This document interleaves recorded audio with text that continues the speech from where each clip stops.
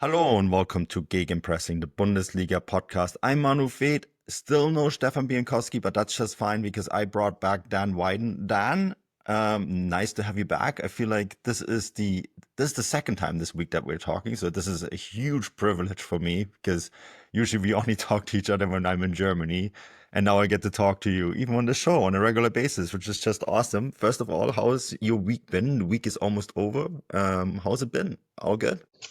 Yeah, good, good. Great to be 2 days in a row. How about that? Yeah, how That's about a that? I'm pretty happy with that. Um, yeah, no, all good. Obviously the Pokal's pretty exciting. I think this will be a final that for neutrals they probably wouldn't mind which way it goes. It's something that the Pokal only throws up pretty rarely. Generally, there's one of the big guns. I mean, not to say Stuttgart's not a big gun, but one of the more recent winners will be in there. So that's been pretty exciting.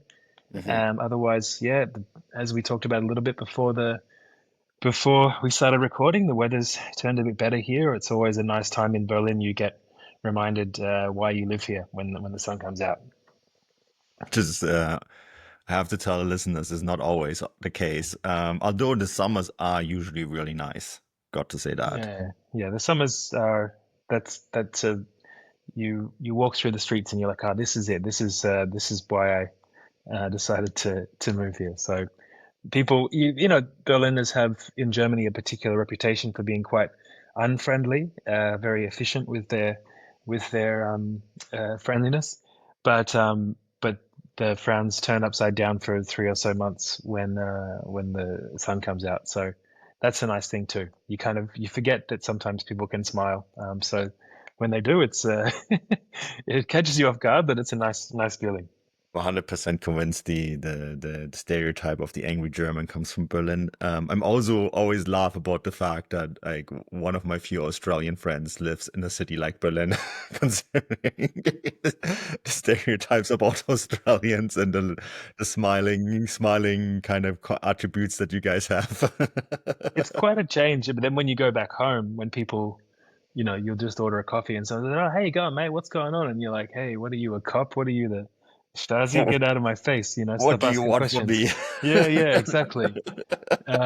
So it's, then if you live here long enough, you have the culture shock in the other direction, which is always funny. But Yeah, anyway, no, it's April and it's the best time to be here.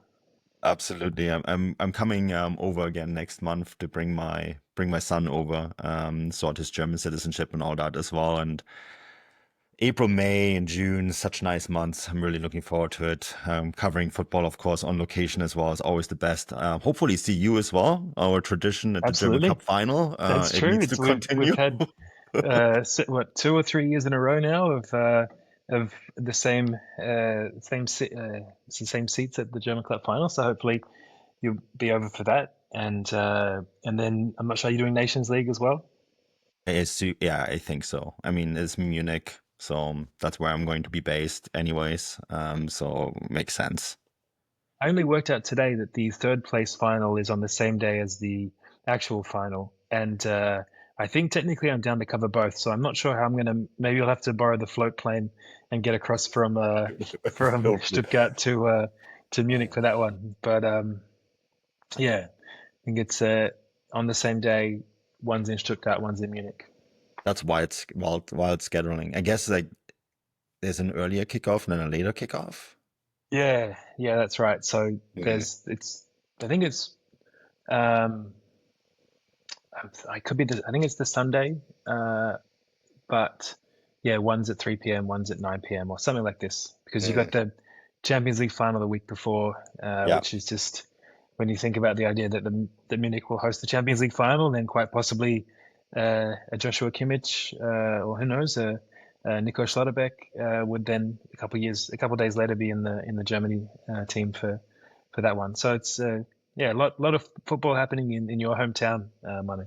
When you're the organizer of Arena One, the company that operates the Allianz Arena for Bayern Munich, you must be just like wringing your hands. You're like, oh, good, good. We'll be making lots of extra money. Yeah, for sure. Yeah, I mean the what Seb was saying last night that hotels are out of control for the Inter Milan game. So that's a few more days, you can pretty much set your own prices Yeah, with all the fans that'll be coming. have to talk about it to my parents. Maybe we need to Airbnb the place out and go so. No, I need hotel mama and papa for myself for that period. That's the beauty of it, that I do have a home there. So, but yeah, like it's crazy, the scheduling for it's filled up so much, right? With Germany reaching that later stage, and I think it's going to be a really interesting summer, or start of the summer in Munich with the Champions League final, and then the Nations League and all that. We get to talk about Bayern Munich a little bit later in the show. Dan, for those who don't know you yet, haven't listened to the bonus show, you do work for AFP. You do a lot of games on location, and you are actually going to be at the Union Wolfsburg game on Sunday. So I wanted to kick it off with that. We haven't really talked about Union or Wolfsburg in a while. Union Berlin with a really big win on last week. They beat Freiburg, which typical Bundesliga fashion, I didn't see that coming. It does get them quite a bit out of trouble, it seems. That opened up an 8-point gap between them and Heidenheim, who we're actually going to talk about as well on the show. But Union Berlin is just like a fascinating case, because I'm still not sold by the Steffen Baumgart experiment. I'm not sold by the direction the club has decided to go this season. But at the same time, the trend lines right now point towards you need about 36, 37, 38 points to stay in the league. They are about, 2 or 3 wins short of that, depending on what you go with, what line you go with, right? And that seems very much possible, in my opinion. But I don't know. How do you see it? You're often at Köpenick, at that stadium, because you are based in Berlin. What has it been, the feeling been like there in the last few weeks? Yeah, I mean, I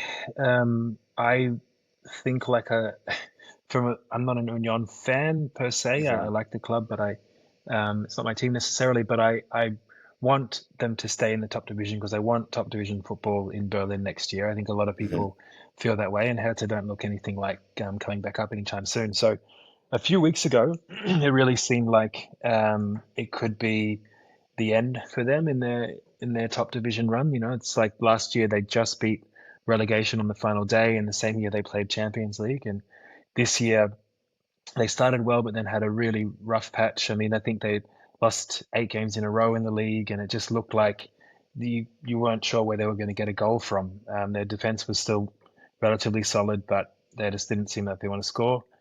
And I remember having conversations in the media room after the loss to Holstein Kiel. So Holstein Kiel was an absolute must-win game for them about a month ago, and they lost 1-0.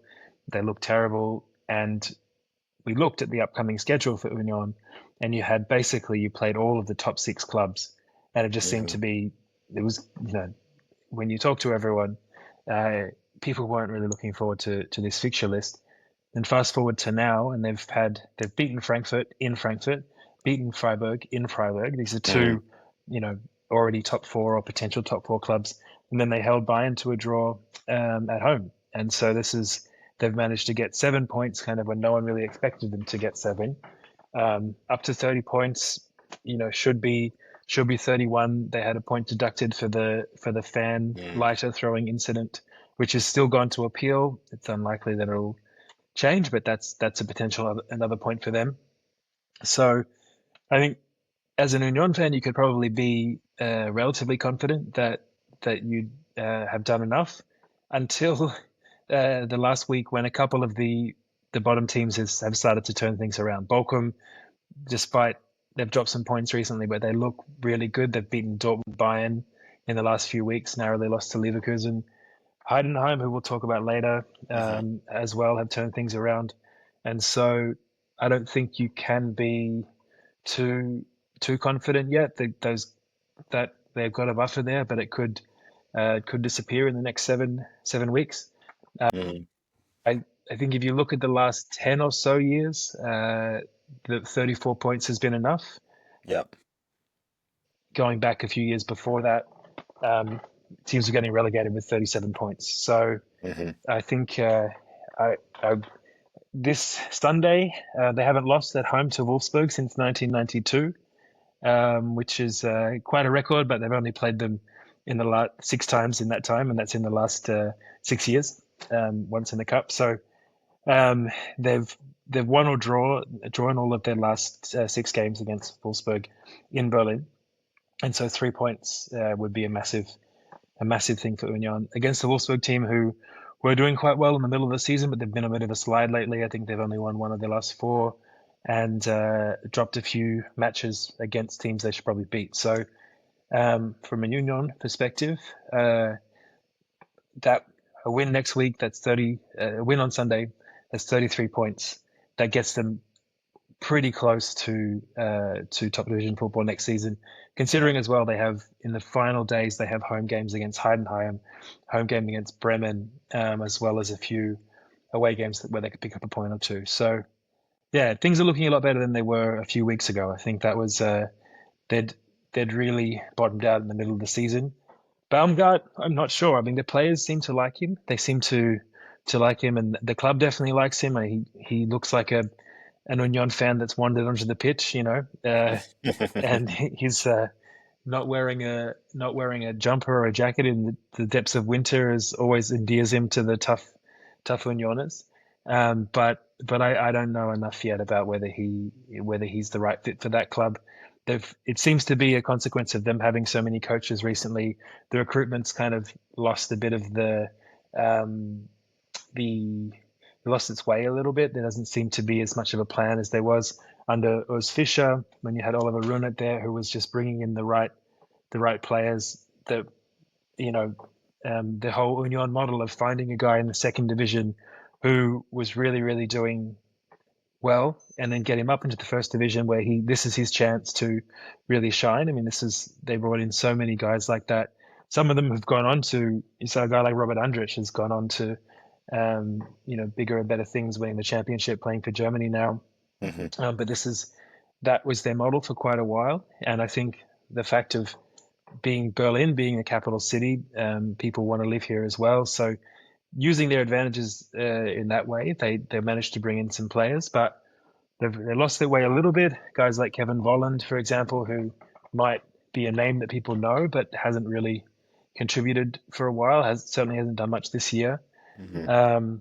So maybe if they can stay together and if they say, okay, Stefan Baumgart is our guy, then they can do a few things in the off season.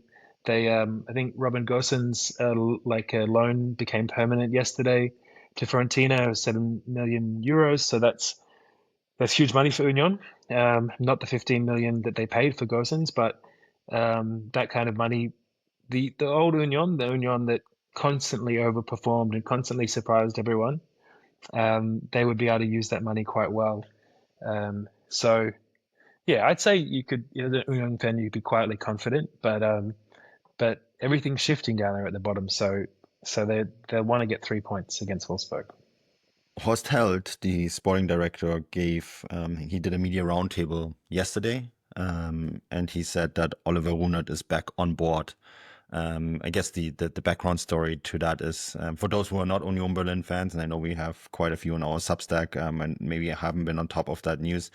Runert did run for parliament in the elections for Bündnis Wagenknecht, Sandra Wagenknecht, I don't want to say communist because that doesn't describe her quite well. Should I say left-leaning populist? I think is the best way to say it. Yeah, Uh, I work for a big news agency, and so we do a lot of news as well. And finding an accurate way to describe exactly what Biden Connect stands for and what her party stands for is a little difficult because they kind of don't stick to the tried and true divisions of political parties that we've known for the last few decades. yeah, But kind of like, yeah, she elements would from the left, elements from the right, she would say populism. she's a socialist. I don't agree with her, but she herself would describe herself that way. But so I guess left-leaning populist socialism. Yeah, and Runa was a massive fan, and he said that it was really overlapping. And I think at some point it probably became a bit of a distraction. He was often asked by journalists to comment on things related to the election, and so that when he left a couple of months before, I mean, formally left a couple of months before the election, it probably gave Union a bit of space to breathe, a bit of clarity, because it got to a point where people knew that he was going to run at some point. At least he was very close to the party. And if Hmm. you're being asked in the mix zone, what do you think about Russian aggression? Then this isn't perhaps the best situation. So um, he what he did really really well until Union had that Champions League season was finding these kind of diamonds in the rough. Some of these players who they spotted something in them that no one else had seen, brought them to Berlin. In some cases, sold them on for big money, or big money for Union, or they became kind of core elements of that team, which surprised everyone and went to the Champions League. So if he can come back and really again work as a scout, I think that could be quite positive for Union if they don't have any distractions in relation to him leaving.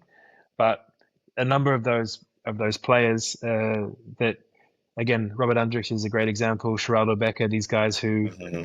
there was a period of time when Union were, I think they came up, they finished mid-table, then they finished in a Conference League spot, then they finished in a Europa League spot, then a Champions League spot. They just kept unearthing these guys that were in their late 20s, and they knew this was their final chance um, to really be on the big stage. A guy like Hmm. Kevin Behrens played for Germany, who had only played second division before. So this is, if that's the where Union is right now, and so if Renault can go back to doing that, I think that'll be a really successful. It could be another successful period for Union, or at least a period of stability in the top division. I mean, I just have this picture in my head now, right, where I have a friend of mine who I studied with in London, and before he decided to go back to school to study philosophy, he was a beat writer for Bild Berlin, and so that's quite a swing from like Yeah, Bild Berlin to philosophy, a master's in philosophy. And he actually now works for big consultancy company, so quite a step up. But it's interesting. He said like when I started going into journalism and we talked a little bit about it, and he's like, "Oh, Manu, I had to go to drive to these Hertha practices in the depth of winter on my moped, and I was always freezing, or I had to go. Sometimes they would send me just to Parliament, and there was like some issue, like." Oh, you just mentioned it, Russian invasion of Ukraine, and you would just find a parliamentarian who just walked out, and it didn't even matter who it was. You would just stick a microphone underneath their nose and ask them for a comment. Like, because it didn't even matter what party they were. It didn't even matter what they believed. You just needed quotes, right? It didn't even matter. yeah. So I can just see like these like political commentators showing up at Union Berlin practices. It's like, let's see what Runa has to say about, I don't know, Trump's latest comments on tariffs. Yeah, I mean it is quite distracting, and I, probably don't have the time to go into it here about why she's a controversial figure, but it was one of those things that it's just very unusual. But that's also that to me that sums up a little bit about German football clubs. There's people that really are part of the community, and so you'll have a member of the club who, just like you have a friend in your social football league or whatever, who might have quite a different political perspective to you, and so and they, this is a big thing, especially when you're on. They're really a part of that community there. That's all the people who work for the club. I mean, almost all of them are from Köpenick. They're Union fans. I don't think they would mind too much if they go back down, because they'll never. They would much prefer them to go back down than to win a trophy and move permanently to the Olympic Stadium or take up a sponsorship deal that they didn't agree with. I mean, this is the Kit Holden's book, which is an incredible book. Scheiße, we're going up. I mean, the title sums up sums up the whole notion there. Yeah. And so the club's really a big part of the community. So I think, I don't think anyone really spoke out when about Runa at this time, but it was definitely getting to Mm. be a bit of a distraction. If he can come back in and maybe he's waiting for the next election in 5 years' time, but if he can come back in and again act as a scout as he did, Yeah. building that squad together, it could be good. Let's hope this iteration of the German government makes it through the 4-year cycle. and Ronald can focus on rebuilding Union Berlin instead. I mean, this is a fascinating fixture against Wolfsburg, and there is a lot in it. As you mentioned, a win gets them to 33. The magic marker that Bundesliga clubs have always been focused on was the 40 points, right? No one's ever been relegated with 40 points. That's a historic marker. When in truth, as you said, 34 has been in the last few seasons. I think someone got relegated with 38 points once, and that's why the 40 points is the magic number. I don't think that's needed this year, to be honest with you. I think 36, Yeah, 37 will probably do it. there was a time when it really looked like Kiel, Bochum were just really, really, really poor and not good enough. And so I feel like a few clubs above them could breathe easily. But Kiel has pulled out results, surprise Yeah. results. They've drawn with Leverkusen, beat Dortmund.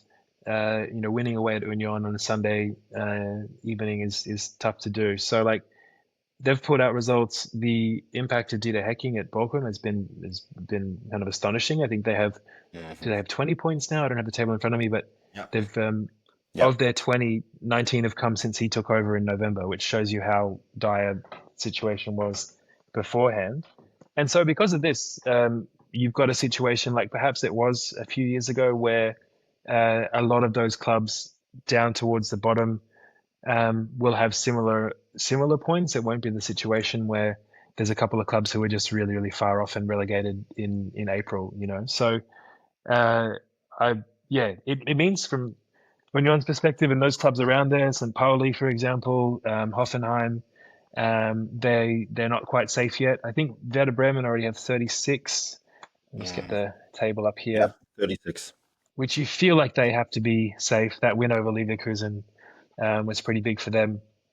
I feel like they should be safe, but anyone below them, yeah, um, you got Union on 30, Hoffenheim on 27, Pauli on 25. They're not quite safe yet. Well, the math is the following, right? So Heidenheim on 22 points.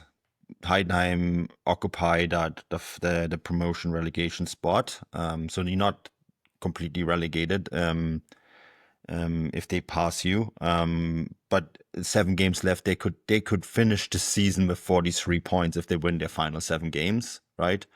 So that is the current marker, I guess. Then there's Bochum with 20. So that is the first full relegation spot. So they could still reach 41 points. And then Kiel is on 17, so they could reach the full 38 that's if they win all their remaining games, and that is how likely is that, you know. Sure. So let's say they each win maybe half of those games, which I think is probably a more realistic number. Um, then Heidenheim could maybe add another 9 to 10 points as a max, or expected, and then that gets you at 32, 34, right? So that kind of shows you where you need to be, if you want to avoid relegation, I think. And I mean that is really the next question, and the next game that we wanted to get into is that Heidenheim, the Heidenheim game against Bayer Leverkusen. I mean, interestingly enough, last week, Stefan and I, when we did the previous show, we also kind of kind of looked at the Leverkusen games through the eyes of the relegation battle, because last week, Leverkusen were playing Bochum, and Bochum were this team, as you mentioned, under Hacking and in the ascendancy. They would end up losing this game to Leverkusen 3-1. But they made this a match. I think, and we saw midweek, and if you're interested in what happened to Leverkusen against Bielefeld, Sepp and I broke that all down in one of the bonus shows. But you know, there is still a little bit of vulnerability in this Leverkusen side. You do get the sense that they now want to push that they exit in the Pokal means this is the only title left that they can sort of win. It's 6 points to Bayern Munich. We get to the Bayern Munich game as well, but this week Bayern Munich are going to set the table, right, on the Friday match, and then Leverkusen gets to respond. Last week it was the other way around. But this Heidenheim team too, and you mentioned it, they're now out of Europe.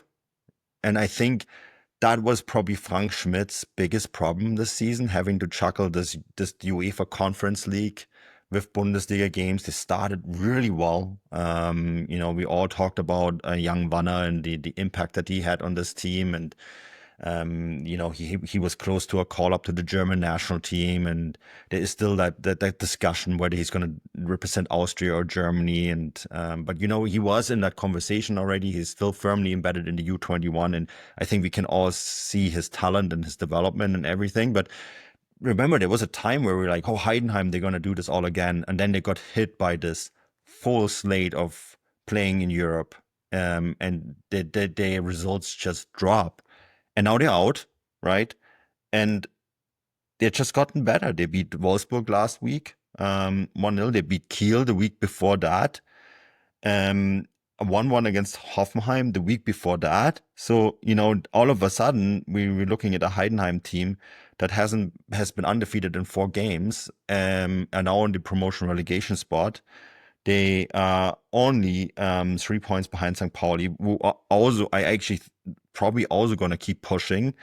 They're just the 5 points behind Hoffenheim. And even if they would end up in that promotion relegation spot, I don't know if I would be too concerned about them. Let's say they play Kaiserslautern or Paderborn or someone like that. I think they would make a really good match out of that. So this Heidenheim team, long story short, could really push Leverkusen on the weekend. Yeah, they're really good at home. They beat Bayern at home last year. I think that you hit the nail on the head with the European aspect. It's just that this is a really small club from a small town. They've done incredibly well to build up, go up through the divisions, get up to the top through Frank Schmidt, who took over 16 years ago and who used to play for the club and who loves living there and will never leave. And, it's such a great story. They did lose some good players last year. And it kind of, I guess there was a feeling there that because they lost Kleindienst, they lost Bester, and another who returned to Freiburg, who I can't think of his name right now, but these Dingshi. Dingshi, exactly. Yeah. And so you had these, you thought, okay, this is at least Kleindienst and Bester have been called up for Germany since then. So it's pretty impressive that they were guys that no one had heard much of in the lower leagues. But I think more so than losing those players who are very, very talented, you've got a guy like Frank Schmidt who does wonders with that team, and now he's got midweek training sessions where he can work with them. They're playing Thursday night football in all over Europe, wherever the conference league is played. They're coming back in at all hours, and that's hard for any team, for any team to be playing in Europe. But for a team with those resources and who's never really done that before, qualifying for the top qualifying for Europe for the Conference League in their first season in the top grade.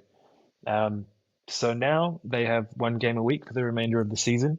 There's a few winnable games there. There's 1 game at Union in the final weeks, which will be crucial.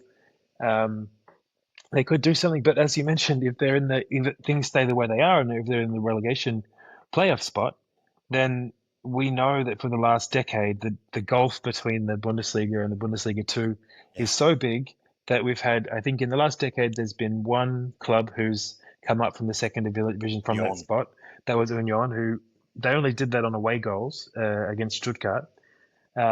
So that's so rare. Last year we had Dusseldorf 3 goals up, and we thought, okay, that's a done deal. We were already writing our stories about Fortuna for Allah, the free tickets for that was the driving force getting them up there. Kevin Sturger decides to go mental and have an incredible game. Bochum score 3 and stay up in that playoff. So it's the level and quality is so different. I mean, the people who criticize this fixture, that's their main argument in saying that it's so hard for those lower clubs to make it up. So even a club like a Hamburg, as we've seen, like a Kaiserslautern, like a Cologne, these are clubs who have top division pedigree, coming up against Heidenheim, who are a Bundesliga club, have been a Bundesliga club for 2 years. That'll be a challenge for them. So I really think, if you can at least get above those bottom 2 relegation spots, you'll have a good chance to stay up. And the biggest thing for Heidenheim is they're not playing every 3 days anymore. Yeah, no, I think that is a big thing, and it's actually really interesting when you look at their schedule. I mean, obviously they have Leverkusen this weekend, right? Then they have Frankfurt. That's going to be hard. Although Frankfurt are still in that Europe, they're still in that weird balancing act between Europe and the Bundesliga. And we all know Frankfurt's story. They have Tottenham, right? And that is a winnable fixture for Frankfurt. I'm not saying they're going to win it for sure, but it is one where they could come out at the other end and advance. Um, and so, they might be still preoccupied with both. And we know Frankfurt are really good in Europe. They represent the Bundesliga very well, especially the Europa League. They've won it a few years ago, reached the semi-final a couple of years before that. So, this is a competition that they do take serious and they get a lot of money from it. I did a story this for the Substack on Thursday, looking what it would mean for Bielefeld if they reach the Europa League, right? And Frankfurt, just from the league stage, so not even including the knockout stages, made 25 million euros just from playing Yeah, in the well, league stage. So that's a lot of money, right? So and that's why they take it so serious. So they probably be still really much in the middle of that. So they get Frankfurt and then Munich at home. So interesting. They get both the title teams, like the teams fighting for the title. So they can be a decisive factor on that.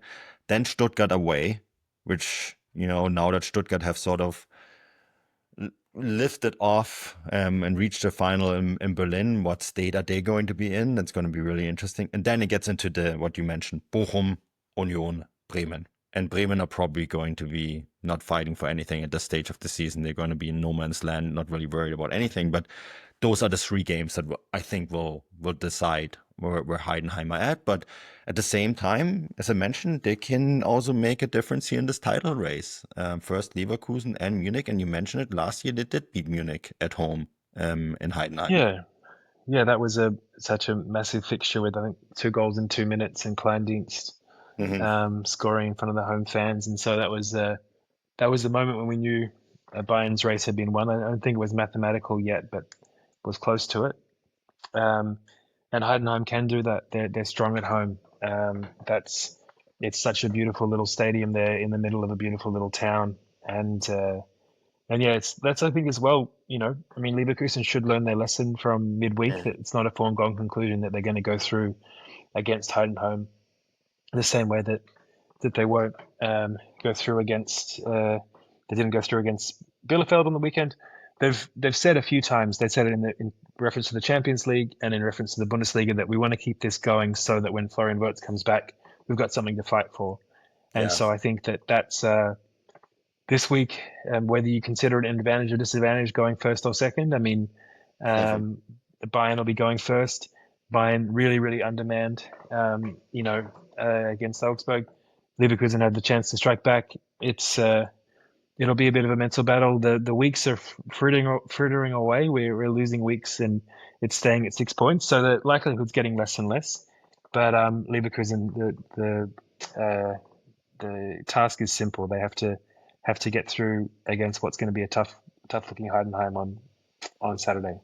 I mean, we had it a few times this season already where Bayern Munich, the result against Bochum comes to mind, and then Leverkusen, for lack of better terms, shit the bed against Bremen, right? Yeah, yeah, yeah, for So, sure. I mean that's the match where you think, okay, Bremen were in such a bad state.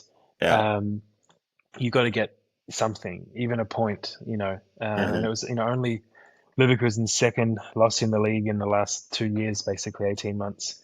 Yeah. So such a crucial game, but that was either, they had the matches with Bayern either side, lost Florian Wirtz, like for Florian Wirtz. That game is going to be looked back on as a hugely pivotal match in the Mhm. scope of the season, for Leverkusen. So it'll be huge. Yeah, I think so too. I mean, it's going. This is it, and I'm really curious to see too how Leverkusen are going to respond to what happened in Bielefeld because I talked about this with Sepp. It wasn't like that Bielefeld were lucky in that match. Leverkusen scored that early goal against through Jonathan Tah, and then they just stopped playing. They just stopped playing football. They thought they had this one. And it was a very, I actually thought, now looking back, and when you do the immediate reaction part, you kind of react to the moment, and then you have a few days to sit on it, right? And I'm like, that was a very arrogant performance. It wasn't Mm. just, a lackluster performance, or that this was like, oh, like they outplayed us, they outworked us. But it was, now that I'm looking back and the way that they behaved on the pitch, I think the biggest issue here was they scored that early goal, and Jonathan Tah like celebrates it like it's the Bundesliga title. And then they were, oh yeah, like this is Bielefeld, whatever, we're gonna win this game. And Bielefeld were like, oh, we've done this 3 times before to other Bundesliga teams. Like, who cares? And they played them off the pitch. It wasn't oh, we scored 2 goals and then sat back. No, that's just not what happened. And I think that it's a really good lesson for this game, because like I think Leverkusen are finding out that they can't be arrogant against low teams that are perceived below them, right? And maybe that's something from what happened from last year, where they were the invincibles and they would always be able to come back or whatever, but they just don't have that aura on them. And yes, they did it against Stuttgart, where they came back. I was at that game, right, where they had this enormous comeback. But you can't just assume because it happened once that you can do this over and over again. And I think that is probably the biggest danger for them in this fixture. Yeah, this happened so often this year that they've taken the lead, sometimes 2 goals up, and then they've dropped points. I think there was at some point they dropped 15 points. That was a few weeks ago, so I haven't updated statistics on that. But they seem to. I still think when they look their absolute best this season, and that's with Florian Wirtz, I still think they look better than any other team in Germany, better than the best of Agree. Bayern. Yeah. But the problem is they play like that for 15, 20 minutes, and then they seem to really drop the intensity. And it's happened. There was a run of it happening when they drew with Bochum at home and they drew with Bremen earlier in the season, where they were every time they were 1 or 2 goals up, and you just thought, all right, this will be the kind of thing where they uh, they they get well ahead on the scoreboard, then they close it out in a very Xabi Alonso controlled style, and they just had these defensive fade outs. And quite often it's happened immediately after scoring a goal, which is what happened on Tuesday night. Yeah, I mean the for them the task is simple. They have to keep winning. I think they probably were pretty shocked by Tuesday night. I think most people were. It Hmm. seemed to be there's been these for these lower division clubs in the DFB Pokal over the last few years. The semi-finals has really been the ceiling for them. You had Saarbrücken last year, and they were clearly not up to that level. Then a few years before, you had Kiel playing against Dortmund. I think it was a 5-0, and it just seemed to be one of those things where this club had run on these lower division clubs had run on momentum um, and spirit, but then they get to face a bigger club and they flame out, which is I think what a lot of people thought was what I thought would happen on Yeah. Tuesday against Me Leverkusen. too. Yeah. Looking ahead at the fixtures back when Florian Wirtz was injured, that was the one where you thought, okay, well, they should be fine to get to the final, but it didn't work out. So yeah, the task is simple. They have to get past Heidenheim on Saturday. Yeah, and see what Bayern do on Friday against. So this game is between a team that hasn't lost in 11 games in a row and a team that has no defense. And if you've listened to for the first time to this podcast, and you're just new to the Bundesliga, you would assume the team that hasn't lost 11 games in a row would be Bayern, and the team without a defense would be Augsburg, but it's actually the other way around. Andersrum. Yeah. Yeah, for Um, sure. I mean, their Augsburg's run is incredible. yeah, They've scored in you know me, the stats man. I always got to check my stats because I'm never sure. love it. It's not my specialty, generally speaking, which means I check a lot more than I perhaps otherwise would. But they've conceded 4 goals in the league in 2025. No team in any of the top European leagues, top 5 European leagues, have conceded so few, which is pretty incredible when you think about all of the best sides, Paris Saint-Germain, who haven't lost a game, but they've conceded more than that. Mm. So that's an incredible statistic. Augsburg, they'll get a goal when they need to. They've drawn a few games, won the rest, but their defense has been super super solid. So you're putting a team who Bayern Munich, it feels like all of their injuries are to defenders. And yesterday, Guerra wasn't at training Mhm. as well, so who knows if he'll be there. Company said today that everyone who was at Poli would be there, um, but we'll see. But they're really thin. They've got two centre backs, Minjay, who's got a dodgy Achilles, and Eric Dyer, who's about 50 years old. And so it'll be interesting what happens. I mean, it could be quite a high scoring affair. If Augsburg get a couple of goals, then Bayern will have to go an all out attack, and they've got the quality to do it. Um, but yeah, I'm. It's pretty exciting. I think this could be a really crucial match in in the run home because if you look at Bayern's fixtures, like I'm more confident of Bayern.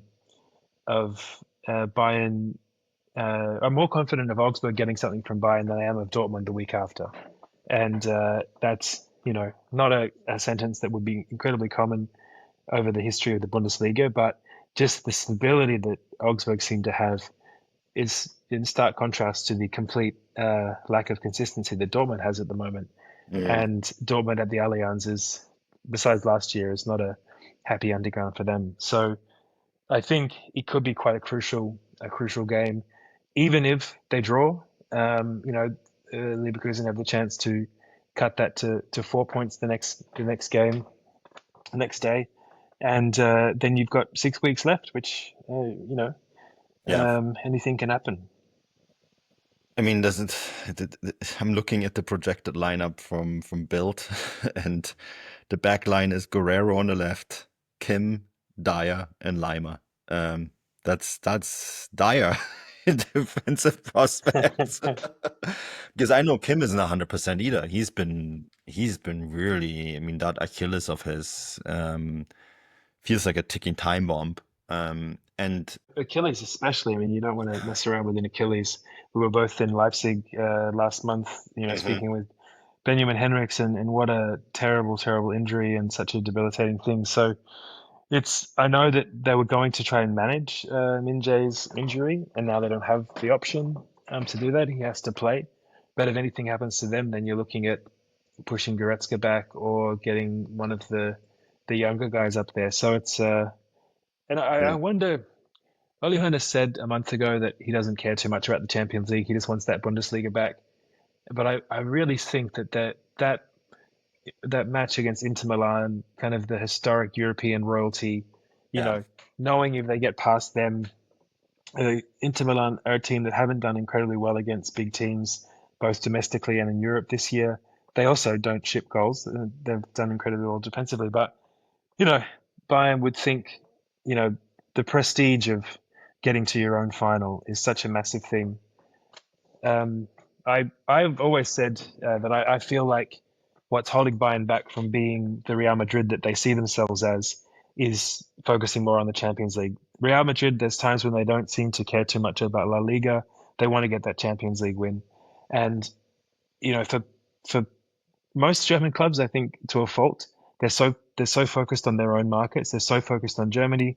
It's only the more forward-thinking ones like Leverkusen and Leipzig who understand the need for international footprints. And so, if you were to have a few more Champions League wins, particularly since the turn of the century for Bayern, that creates a whole different narrative.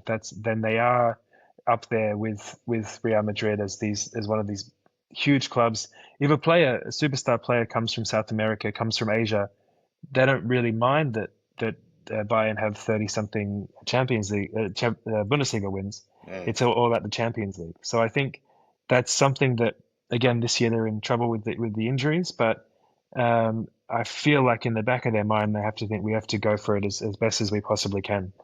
I mean, I'm going to say something really controversial here. If Bayern had not had that run of 10 Bundesliga titles, or was it 11 in a row?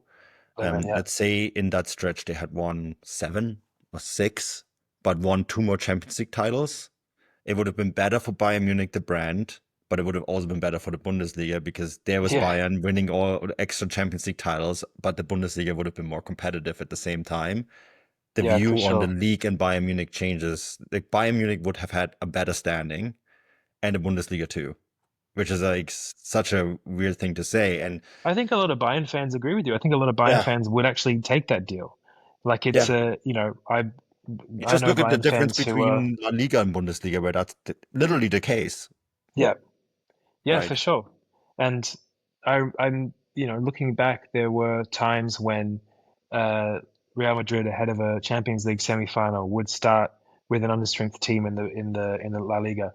I've never seen that in the Bundesliga when there's a title at stake. Last year, I don't think Harry Kane goes down with a bad back if you're not playing him in 90 minutes of every single Oh, Bundesliga game, and yeah. then he gets subbed off and you concede two late goals to Real Madrid.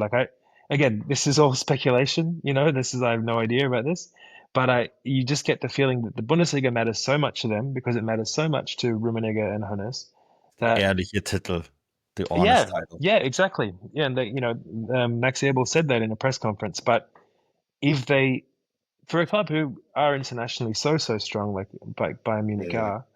are, I think that that's one of those things where, yeah, God, I mean, by winning the Bundesliga every year, you're only demonstrating the point that the Bundesliga is not so strong, and you're not exactly helping your brand too much.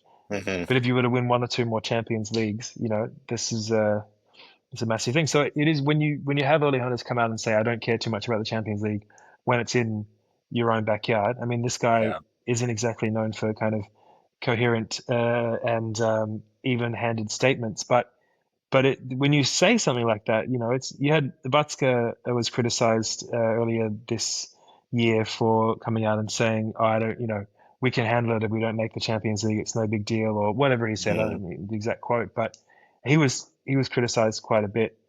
But I can see why a Bayern fan might be a little bit aggrieved when the big wig of the club comes out and says, "Oh, look, we just want the Bundesliga to go with all our other Bundesligas rather than having a shot at the Champions League in our own backyard." And Bayern is only Bayern today because of that run of three European Cup titles that they had in the 70s, right?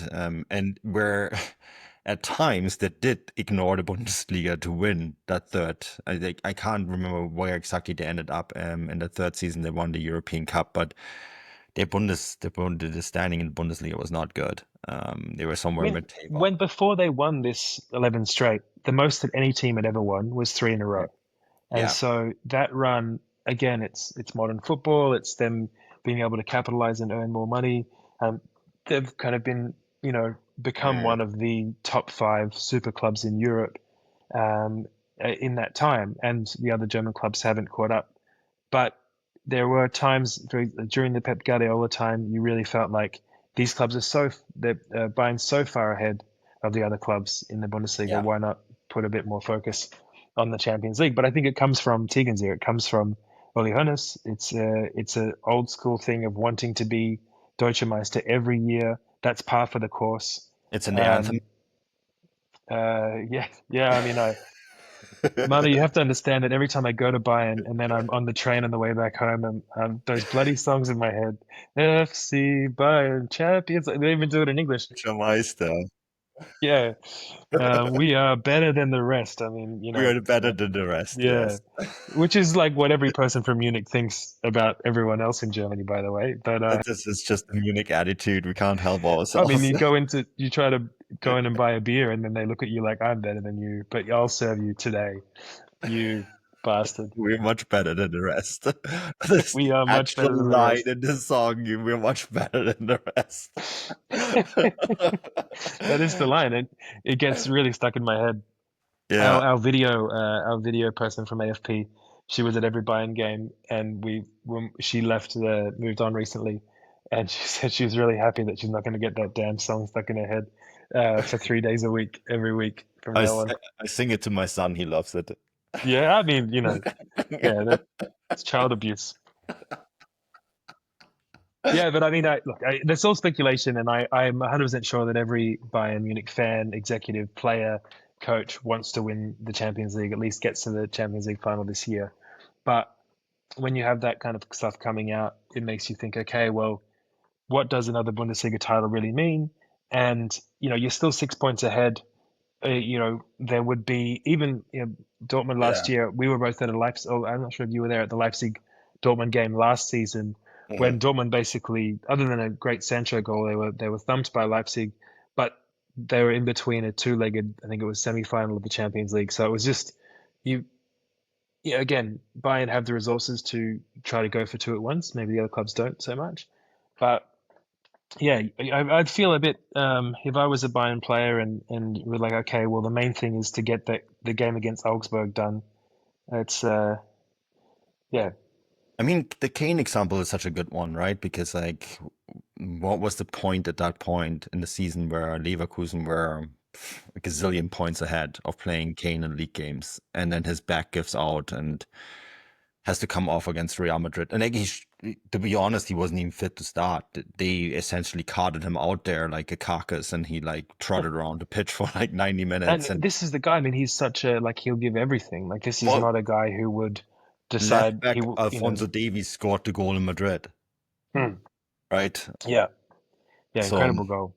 But incredible but goal. it's that's the and Kane, the more you see him and get to know him. I didn't, I'd seen him play in the Premier League, but Mm. he's just a guy. He'll do everything for the club. He'll do everything for always stays in the mixer and all this kind of thing. Like I think you'd probably have to push pretty hard to get him not to play games or to come off the bench or something like that. But it was when your star player, your star signing, the guy that you spent 100 million euros on, he's in his 30s. He's had a bit of an injury history, a bit too much is made of that. You got to manage him so he's there at the big moments. You saw how he was with England at the Euros. I think there's a lot of people who only watch the Euros and they thought, okay, Harry Kane's done. But if you've seen how well he played against Leverkusen in the last 16, he's been incredible.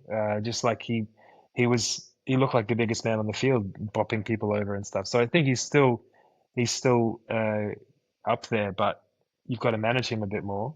And last year they unfortunately didn't do that. Well, that's why I don't understand. Like, I know Kane is pretty fit right now, and he enjoyed a pretty easy international break with England playing Albania. But the casualties were your Davies, which is I think is a huge loss. Upamecano, that's the other casualty. Um, I mean, I- Ito, he landed what 36 hours before, and yeah, and then the I metatarsal injury, which is rest. broke again. Yeah, and that's Yeah, always rest. That is a green leg like green bone fracture it's called, and it's always because there's too much stress on the bone. And that's a part of the foot that has Manuel Neuer broke this twice, right? Where it sits in a part of the bone of the body. I actually extra asked my physiotherapist about this week to explain this to me, but it sits in a part of body that carries a lot of weight, and especially for defenders and goalkeepers, this is a really, really crucial an injury that happens often because they're heavier than other players on the pitch as well, as they have to be the way they play. And so there's a lot of pressure on it, and it also oftentimes is also they pivot a lot more than other players. right. It, Okay. it helps that my physiotherapist, he used to be a physiotherapist at one of the major Premier League teams, so it's a really good Okay. connection to have. So he was Yeah, really good. He sure. was really, really well to explain this. And so he said this is 100% an injury where the player A probably came back too early from the previous one, and then also just was overplayed. And to begin with, to receive that injury, we all know how much Stuttgart played last year, and then he playing with Japan and the travel and all of that doesn't help. And then the Kim thing, that's like he went. I asked him about that too, and he's like, the moment a player is struggling with his Achilles, you need to put that guy on ice. You need to take him out. Like he shouldn't be traveling. He shouldn't be playing. You like that is when you really need to start managing minutes, because that is again an injury that happens because there is too much stress on the body. And that is, we'll get back to, do these players play too much? It was actually a really interesting podcast this week from Süddeutsche Zeitung about this very topic, and they actually like broke down that players today actually play slightly less than the previous generation, the Michael Ballack generation. They actually had more games, but because the intensity is more, Right. Okay. it's actually, Like there's more pressing sprints, and more that kind of stuff. pressing. It's actually Yeah. Okay. they actually kind of blame the Red Bull style football, this pressing, the Right. constant Right. running, the constant sprinting. And the other thing that they said is there used to be a bigger summer break. So everyone would always say, oh, yeah, in the NBA or the NHL, they play 82 games and then playoffs. But in the NBA or in the NHL, they also have a 6 week break between seasons, Yeah, right. which is like, you need that. Like they actually have a 6 week break where for 4 weeks, these players will just go on holiday and do nothing. Like they maybe lift weights and that's it, right? And that is a huge difference. That's how they can play these like enormous amount of games. The average break for this is again from the Süddeutsche Zeitung podcast. The average break that players get between seasons is now 10 days. It's absurd. That That's is absurd. crazy, Yeah, yeah, So and so if you do it that way, you need to manage your minutes. And I look at this lineup and I'm thinking to myself, like, yeah, Kane is playing, but why is Kane? Why is Kim in this lineup? That is a player you need to absolutely rest for Inter. yeah. I mean, the former doctor, Muller Wolfhard, the former Bayern doctor, who I think he stepped down last year. Hmm. 2 years, Um, last year or 2 years ago. yeah, and he was one of the first guys this is back in the Lothar Matthäus times. Like the he did an interview with I think it was Spiegel a few weeks ago, and he talked about how he had all these ideas about fatigue and how it impacted injuries. And the bigwigs at Bayern said, "Oh, he's a bit of a crackpot. This guy, he's got long hair and whatever." But there was a day where he said Lothar Matthäus shouldn't play, and then he went out and he tore his calf muscle. And I have to. I haven't read that. This was about a month ago. I read this, so I have to check the exact details which muscle it was. But and then they said, okay, so now we'll listen to you. And so there were times when he was given the authority to say to the coach, this guy shouldn't play now because of this. And again, the seasons, this is crunch time. But um, also, if you have anything with your Achilles, that's a year out. So Yeah. you hope that And they're making kind of longer term decisions.